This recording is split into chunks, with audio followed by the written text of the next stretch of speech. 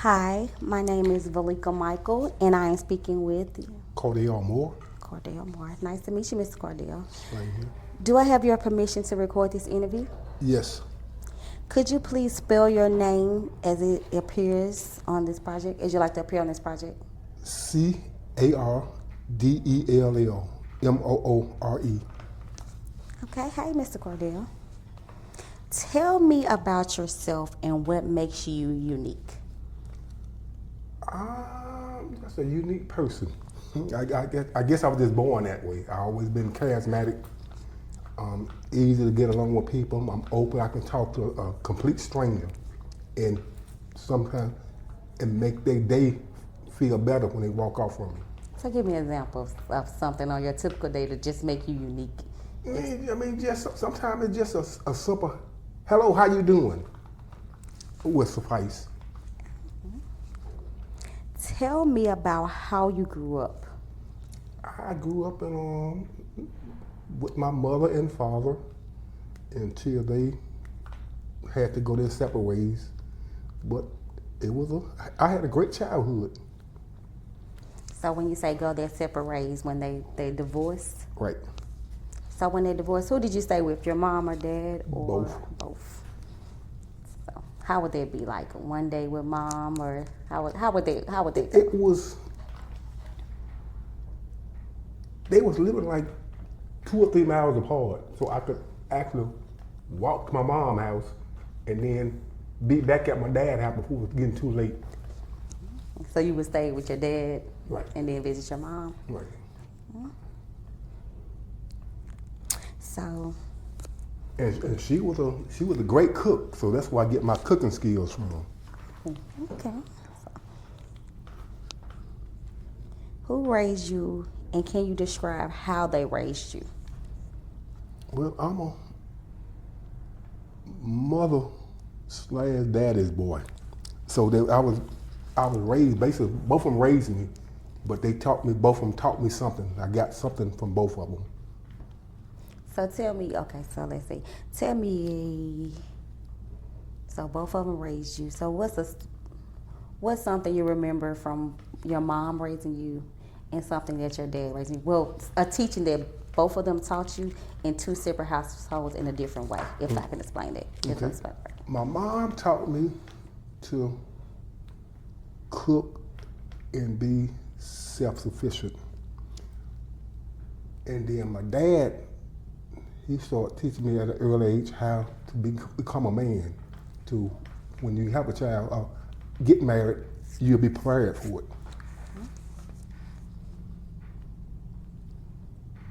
What was it like where you grew up? I'm sorry? What was it like where you grew up? I'm sorry. It was a nice, quiet neighborhood where we could outside shooting marbles and playing football, basketball. We had a fight. 20 minutes later, we back out just enjoying ourselves. So what's a memorable story of you growing up? Something that sticks out to you, and when growing up. We all have that one story that just like makes us laugh uncontrollably. Mm-hmm. See? It'd be so big of them. Well, pick one. I'm waiting. I'd love to hear one. Oh. I guess it's when we I was a little rascal. So we used to go to the store. It was called Big Value. Okay. We would go over there and steal their bottles and go back the next day and sell them back to them. So y'all are gonna take them and resell them for the money.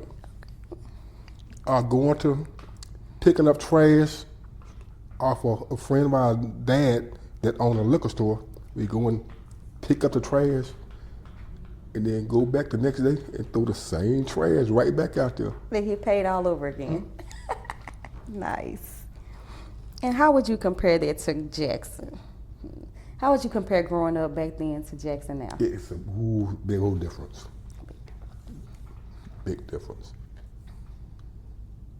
Are you from here? Are you from Jackson or? Yeah, born and raised, and then I left in '83 after graduation from them 3 threes. 833 from Lanier High School. I moved to Memphis, so I was in Memphis for about 4 years. Then my mom, she got sick, and I had to come back to Jackson to help take care of her. And so when you came back, you just stayed? Yes. Then I left again in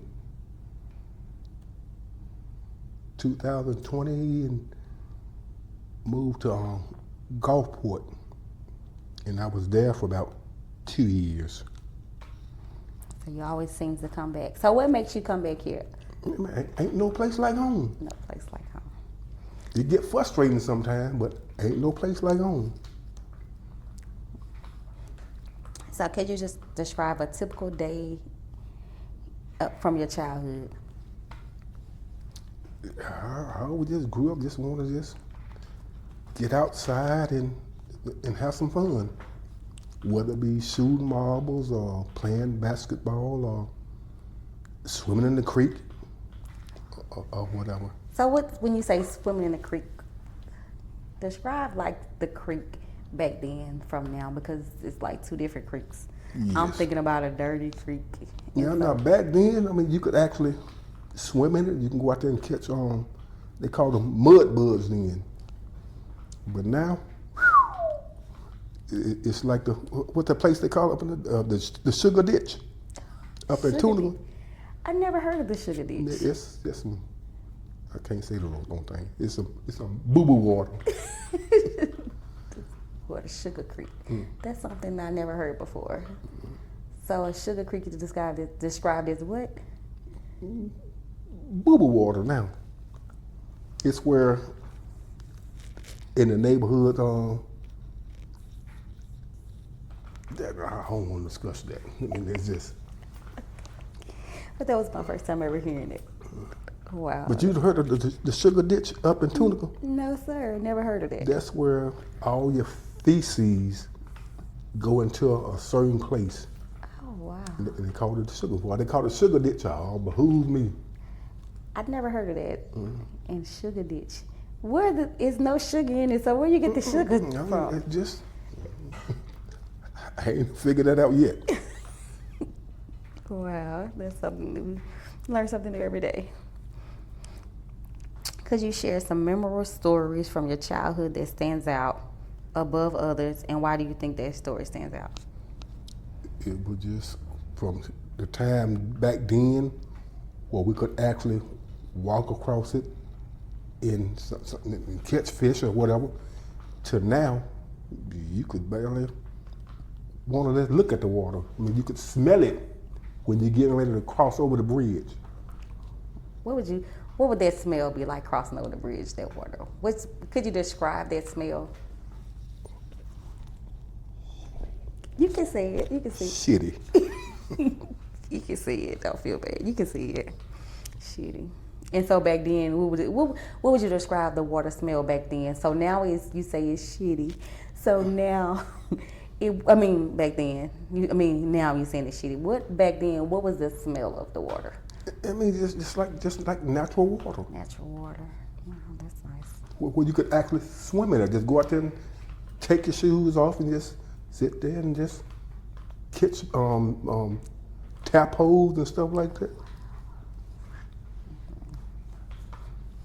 But it's so messed up now. Ain't no snakes in the water. It's that shitty. Oh wow. Never thought about that. Mm-hmm. No snakes in the water. Why do you think so?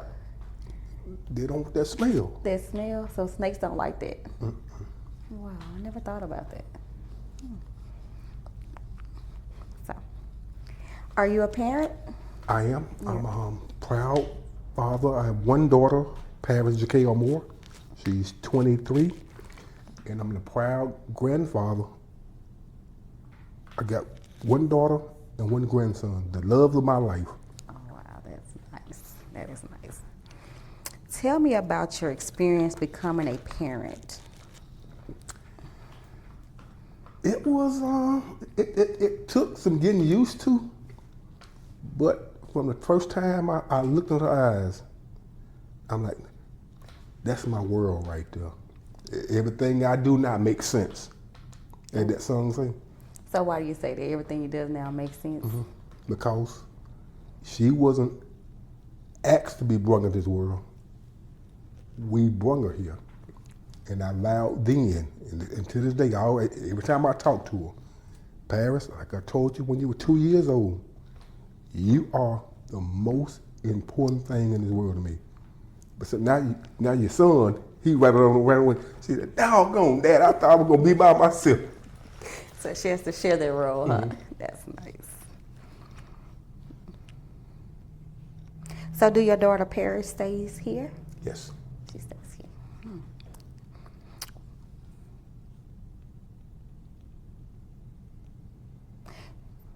So you are raising kids now. Well, back then. So I'm gonna read the question how it go. If you're raising children now, or if you are around children often, describe a typical day looks like. Well, with me being here, it has actually taught me how to care more about my daughter and my grandson. Because these kids here, they are phenomenal. And it's just like that. I hate they're not here now because they make my day go by.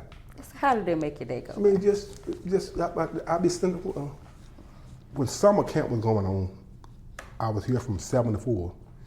And them kids would get out them cars and they would just getting a high five and, can I give Mr. Security a hug? They're like, yeah, if he cool with that. Just to brighten your day, that's nice. And then they would be going back and forth. When them vans pulled up, I'm standing right there letting them know, I'm here for y'all. I'm y'all security. That's nice. That's nice. And then, matter of fact, one of the kids that was go ahead and look, and she said, Mr. Security. I said, yes, darling. She said, one of my classmates drew a picture of you. Can I show it to you when we get back from lunch? I'm like, sure. And when she got off that bus, she grabbed me by my hand and took me around there and showed me that picture. And I'm gonna show that to you when we get finished with this interview. So how did that picture make you feel? Ooh, I cried. Oh, wow. It brought tears to my eyes. So that makes you look, she looks at you in a light that she respects you. Right. That's nice. That's nice.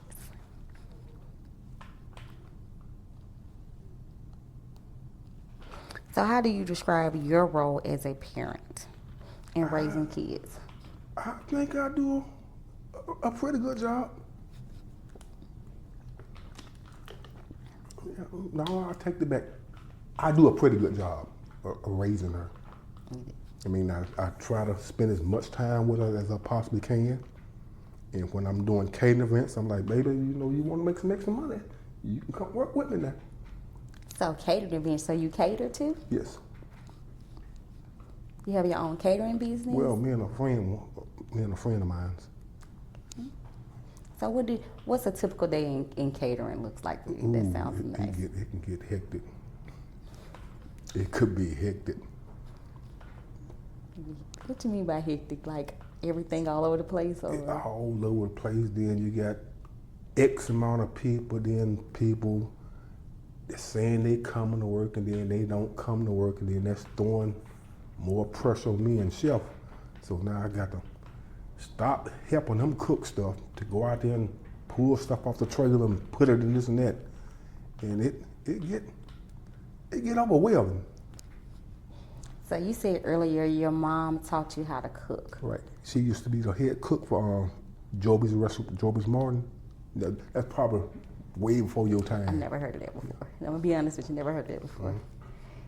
She used to be the head cook. So y'all did a lot of cooking together in the kitchen? Yes. So she showed you all the little secrets, huh? Right. And you still use those to this day? To the day. So do you teach your daughter how to cook? She probably knew how to fix cornbread 3. So you had like a lot of daddy-daughter cooking days. Right. That's nice. That's real nice. So the same polka dot apron that my mom gave me, I passed it on to her. Oh, that's nice.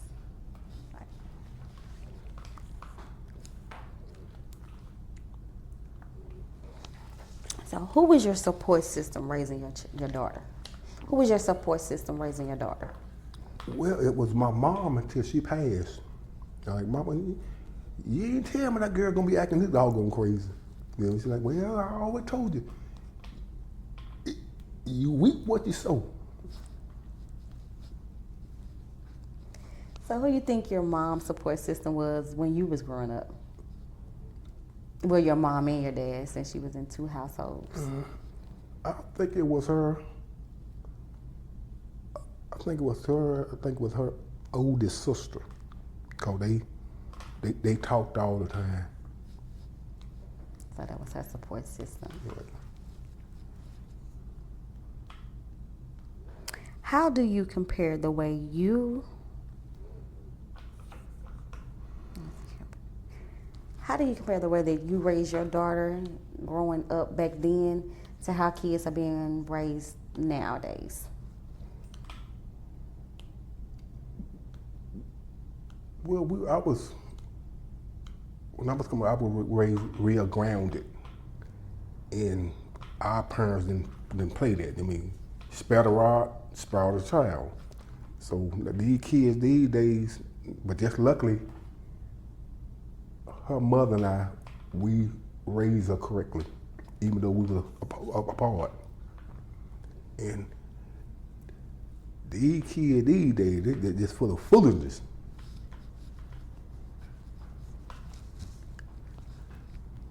And that's why I'm so glad Shoestring doing what they doing for these kids, because some of them, if it wasn't for them, they would be completely lost.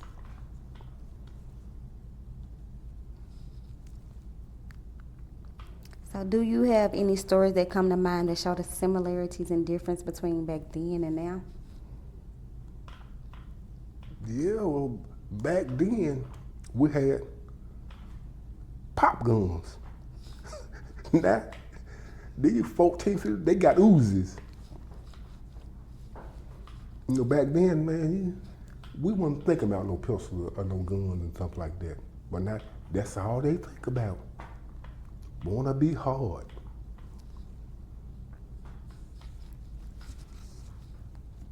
And the only thing they're gonna get out of that is a jail cell or a plot.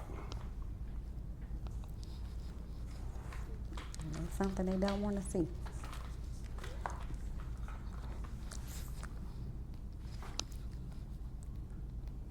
And so do you have any memorable moments or any stories, about your daughter growing up that sticks out to you? Not in particular, because every day with her, as of now, it's always something. But all in all, she's a great child. No funny moments or a story that she did that sticks out and just makes you laugh about when she was growing up? Well, yeah, because like I said, I just teach her how to cook. And one day, she said, Daddy, I'm hungry, but I want something different. I said, okay, Daddy can do that. So I had some leftover spaghetti and some leftover soup. And I put it in the woman all together. She said, Daddy, what we gonna call that? I said, I don't know, give me that. She said, let's call it goop. That's nice. Goop, spaghetti and soup, so goop. That's different. I like And then that. that's how quick she was on it. Let's call it goop. Let's call it goop. And then she started wanting that at least once a month. And so I hear you say your daughter has a son. Mm-hmm. How old is your grandson? He turned 2 on the 7th of this month. So who would you say is your daughter's support system for her son? Me me, her mother, and the boy, and his daddy. It's not a date.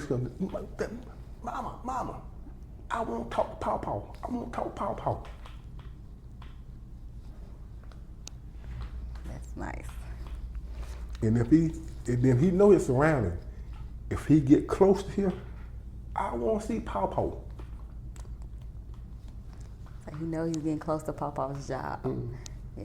Cause he know when he get in, I'm gonna go in the kitchen and get him some type of snacks. Oh, they love snacks. So, Mama, Pawpaw, I'm ready to eat. It's nice. That is so nice. So I try to cook dinner for them at least twice a month.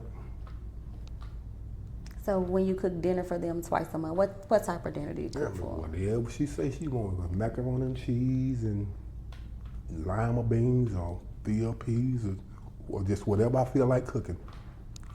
So a typical day out of your meal that you prepare for them, what is that like when she comes over for the meal? She'd be like, she'll stick her head in. I know what that is. That's that juicy meat that I like. That's what you call the ribs. That's that juicy meat. And that was what you were talking about. She had she got two stepsisters with sisters. And one of them, she was going to Stillman in Tuscaloosa. And we would go down there every other weekend or every, and it was it's an Exxon down here on North Side and 55. And then she's like, Daddy, Daddy, I already know what you're talking about. Daddy, we gonna get some of that juicy meat.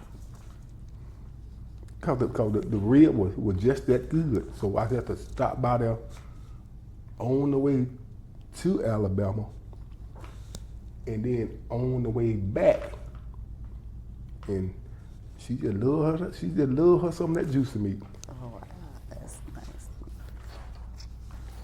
The gas station on North Side driving 55. It's an Exxon. I think it's called Blue Sky now. I know what you're talking about. Yeah, they do have some nice meat in there. I mean, some nice food in there. So. Yeah, that's when Sweet Daddy had it, but it's kind of garbage now. Just like it's worse than E&L's.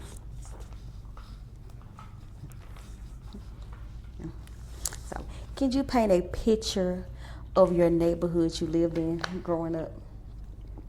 Can I paint a picture? Yeah. So if you was to tell me about your neighborhood, it's like paint a picture. So could you paint a picture of growing up back then and what your neighborhood looked like back then? Back then, it was gorgeous, but as the years went by, you got this, because we moved in this Hillbrook neighborhood where I'm currently at now. We moved over there in 72. So I've been back and forth because it's a family house. And the change has been going through is just utterly ridiculous. So Grandparents that great grandparents of some of the kids that's over there now, they're still living in those houses. Every time you see them, they come outside in no shirts and just pants sagging, pistols everywhere, and see back then, if we got a hand in front of somebody's house, that father had the privilege to whoop us, and then go tell the parents, and then we got another whooping. But now, you got parents that's scared of their own children, and it done got out of hand. So how do you feel about this neighborhood? I've gotten used to it. And now when I first started over here, it was kind of rough until one Sunday I was down at this Jasco down here. So you're from this neighborhood? Yes, I mean I went to church on Mount Wade on Palmyra, right behind E&L Barbecue. Reverend Snell was the pastor, and I met them down there, and I said, look, I'm gonna do this one time, and one time only. I want all y'all to go in and get whatever kind of beer y'all want, and we're gonna sit and we're gonna chop it up. And I let them know. Some of y'all know that I'm security for Operation Shoestring. So, with that being said, you see how this man put all this beer in bags? When you come across my parking lot, do not come across my parking lot where I can see what you're drinking. That's what the bags are for. Those kids do not want to see that. And then I had one, he enjoyed touching himself in front of them kids. And they won't be seeing them for a long time.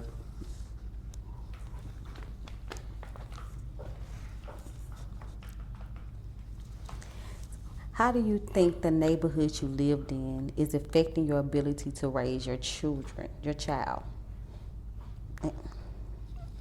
It's not affecting because she loved to come over, but the only thing it is now that when she get ready to pull up, she will call me so I could be outside because the more thugs in the hood.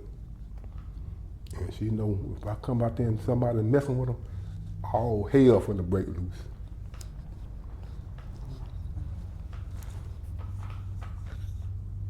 And what are some of the ways that you have adapted to the challenges and opportunity that you encounter in raising your children in this neighborhood? Well, I look at, especially the ones right next door. They tall and they just be out with no shoes on and just cussing and different men in and out, and I'm like, ain't no telling what's going on in that house when the mama ain't there. And because I'm around these kids, I'm real protective of kids now. I mean, I look at everything. If I look over there and don't look right, I'ma say something. So in this community and working in this community, it makes you more observant to the kids. Right. So you find yourself being more of a protector to the kids in the neighborhood. Right. Okay. So you would consider yourself as being a support system to parents in this neighborhood. Right. I like that. And then I mean a lot like I was out for about 3.5 months last year due to some stuff I had going on in my spine. And when I got back right, I came up here and the parents getting out their cars, giving me hugs and high fives and stuff like that. I cried then. It was just a joy of seeing you. Mm-hmm. Yeah, so that's good. That's nice. So tell me, I make the kids feel safe. That way, they feel safe knowing that, hey, he got this. so just to pull up and see you outside, kind of, it brings them comfort. Mm-hmm. So you can say that you're a support system for a lot of parents that pull up too. To know that when you're out here, they know that someone's watching out for their Right. kids. Cause I had one of them to come and be, Mrs. Cutie, yes. I sure wish you were my mama boyfriend.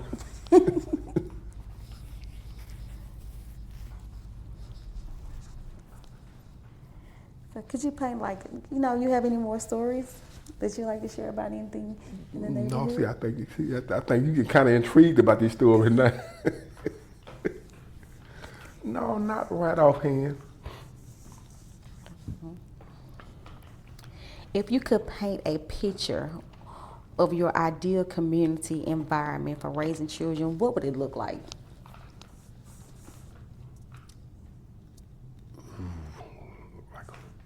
Like a rainbow. A rainbow. Why do you say that? It would be colorful, and it would just be filled with so much joy and laughter. So I got one daughter and one grandson, but when these kids here, if it's 100 now, I got 100 children. So you don't just have one, you have hundreds. Right. That's good. That's really nice.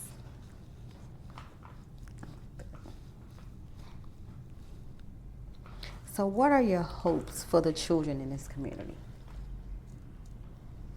For them to just keep going to school in these school districts, and just come here and just learn as much as you can. Stay out of trouble. So just keep on pushing.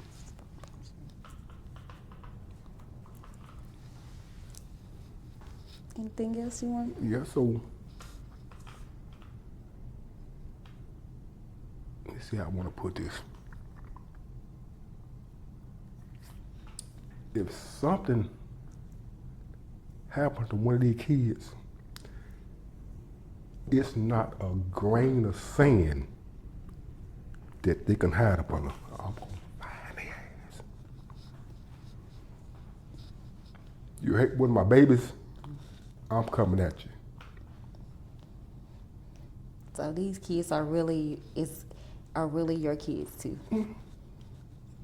And I appreciate that. To have someone to look after them as they hear, that's nice. I appreciate that. It's hard to find something like that. Anything you would like to add that I didn't ask you about? No. Any stories you'd like to tell? Okay, what you want to hear? You have really good stories. What's a good story that comes to mind? Let's see. Boom, boom, boom, boom, boom, boom, boom, boom. Okay. So I didn't ask you. Okay, so I didn't ask you this. You said you live with your mom and dad. Did you have any brothers and sisters? Yeah, and see, this was going to be about my oldest brother. Okay, so how many brothers and sisters did you have? Okay, I got 2 sisters and 5 brothers. So this older brother of mine, he always thought he was some type of genius or something. So I'm just watching one day, he just got a knife and just called himself making a bear trap. So he sharpened the thing, the limb down. It was a fig tree. So he sharpened it down real good and tied it down and got around there. And he got caught in his own trap. Wow. Got caught in his own trap, but it wasn't funny. But it's just seeing that stick stuck in his head, and I'm like, yeah, all right, Mr. Bear. All right, Yogi. Yo, boo boo. So, question: what was a typical day like growing up with your brothers and sisters? We had our moments, but we never did go to bed mad at each other. Like, I figure you ugly, boy. I forgive you too, ugly sister. We had to have all that stuff straightened up before Dad got back home. If not, if Dad got home and y'all still... It would be some consequences. I mean, then one time we had, my dad, we all had to wash dishes. So I think it was my oldest brother. It was his time to wash the dishes. And he didn't wash them before my daddy got there. So everybody was asleep. So he came to everybody's room, one by one. Who's supposed to wash the dishes? Random post did. Okay, so when you tell that he didn't do it, that you tell him to watch? Yeah. Okay. Came back. So to make a long story short, everybody got a whooping that night. And everybody washed dishes that night. We would wash them, put them up. He'd take them right back down. And so that didn't happen no more. So do you think parents now do kids like that? No, cause most of them, they too busy buying fast food. Something quick and simple? Mm-hmm. Mm-hmm. So how do you predict that the parents or caregivers will be raising children in the generations to come? Ooh, I'm saying we got to catch them while they are like they are now. Cause this new generation, I feel sorry for them. Why do you feel sorry for I them? think right now we are the last Mohican. How old are you? I'm 40. You're 40. Okay, so you see the clocks up on the walls. I mean, it's changing. It's not going to get any better. So how do you think that we can make it better or help in a situation, help in this matter? Get them children back in the church. Bring. That's when I'm coming. You could pray in school back then, but now they trying to get it back, but it's too much politics into everything right now. I mean, you just can't say the Pledge of Allegiance. We started up every morning. I pledge allegiance to the flag, but now the kid walking out. We at lunchtime.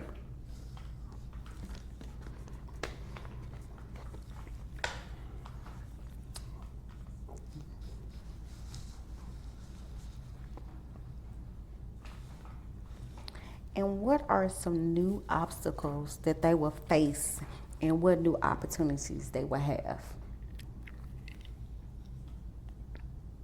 What obstacles they gonna face? Yeah, what new obstacles they will face and new opportunities they will have. So what obstacles the kids will face in the future?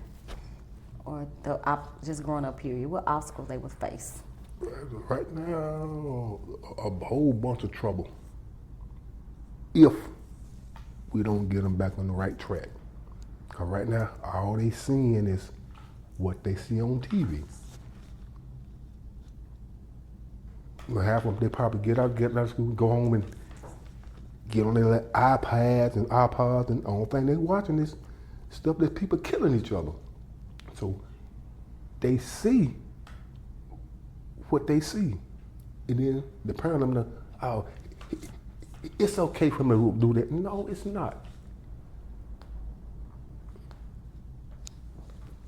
So the last person I dated when I was down in Gulfport, she had a grandson.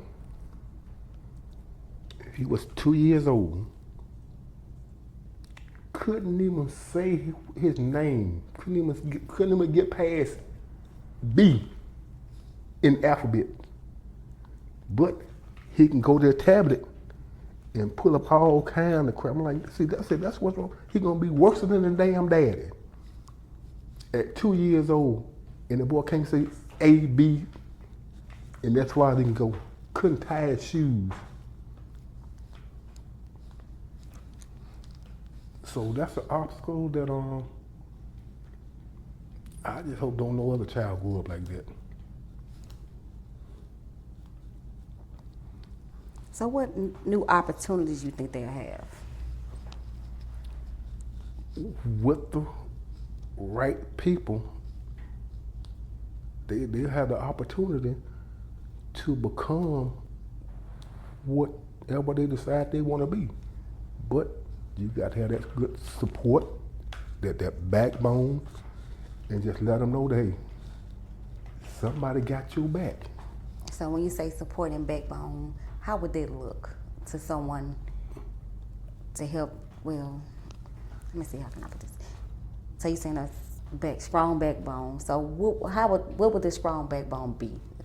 Just to let them know, I got you. I mean, sometimes a simple hug would suffice, or just hey, bud, how you doing? Just sometimes just taking time to just talk to them, because there be sometimes I sit on that blue thing, and then they'll just gravitate to me. And what that makes you feel like when they gravitate to you? It just, I mean, it's a hell of a feeling. Because they did it one time, and I looked over and I saw one of the teachers. He was like, It's just the small conversations. because you never know what them kids be going through.